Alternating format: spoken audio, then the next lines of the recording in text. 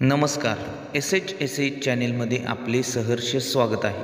दिनांक 1 ऑगस्ट 2025 रोजी समडोळे हायस्कूल समडोळीमध्ये लोकमान्य टिळक पुण्यतिथी व लोकशाहीर अण्णाभाऊ साठे जयंती उत्साहात साजरी करण्यात आली. यावेळी घेण्यात आलेल्या वक्तृत्व स्पर्धेमध्ये प्रथम क्रमांक सारंग विनय चव्हाण इयत्ता 7वी ब, द्वितीय क्रमांक श्रावणी विलास कोठारी इयत्ता 7वी ब, तर तृतीय क्रमांक माहिरा अकबर फकीर इयत्ता 5वी ब यांना बक्षीस वितरण करण्यात आले.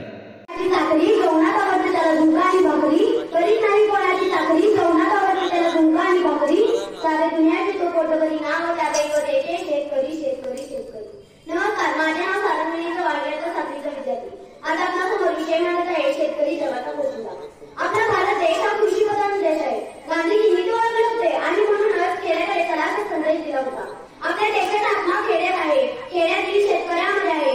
आपल्या देशातील 70% लोकसंख्या, 70% लोकसंख्या ही प्रत्यक्ष किंवा अप्रत्यक्षरित्या शेतीवरच अवलंबून आहे.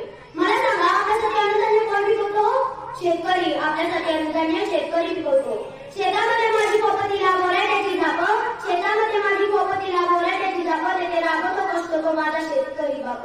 लेतो अंगावर चिंता खातो मीरची भाकर, लेतो अंगावर चिंता खातो मीरची भाकर, बाप शेतकरी उभ्या जगाचा सागर, उभ्या जगाचा सागर. काटा त्याच्याच का पायी त्यांनी केलं काय पाप, काटा त्याच्याच का पायी त्यांनी केलं काय पाप, बाप शेतकरी उभ्या जगाचा पोशिंदा, उभ्या जगाचा पोशिंदा. वरील ओळखून समजते ते म्हणजे शेतकऱ्याचे मिळतो. तो खरंच या जगाचा पोशिंदा आहे की नाही व संपूर्ण जग शेतकऱ्यावर अवलंबून आहे हे समजतो.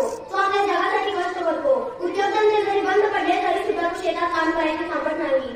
त्याच्या अंगावर घालण्यासाठी चांगले वस्त्र देखील नसतात. तो फाटक्या चिंध्या घालतो, पायात घालण्यासाठी चप्पल सुद्धा नसतात. तरी सुद्धा तो रात्र कष्ट करतो व सोन्यासाठी पीक पिकवतो. मला सांगा, तुम्ही कधी मोबाईल कशाखाली तुमची कमाई करून बघितली आहे का? मला सांगा, तुम्ही कधी मोबाईल कशाखाली तुमची कमाई करून बघितली आहे का? नसेल ठेवली तर ठेवून बघा, रात्रभर झोप लागणार नाही. विचार करायचा शेतकऱ्याचं काय होत असेल. कधी कोरडा दुष्काळ तर कधी भयंकर वादळ, कधी कोरडा दुष्काळ तर कधी भयंकर वादळ, अशा अनेक नैसर्गिक आपत्तींना तो सामोरे जातो. एवढे कष्ट करूनही त्याच्या मालाला योग्य भाव मिळत नाही. म्हणून नाईलाजाने त्याला आत्महत्येचे मार्ग स्वीकारावे लागते.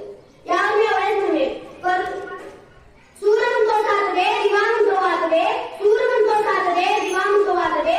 मी म्हणतो तेव्हा दुष्काळाच्या आणि दारिद्र्याच्या काही तडकलेल्या, दुष्काळाच्या आणि दारिद्र्याच्या काही तडकलेल्या माझ्या शेतकऱ्या बापाला मदतीचा हात दे, मदतीचा हात दे. शेतकरी जगाचा पोट भरण्यासाठी दिवस रात्र शेतात कष्ट करतो, राबतो, पण त्याच्या पोटात काय? त्याला 2 वेळेचे अन्न मिळत नाही.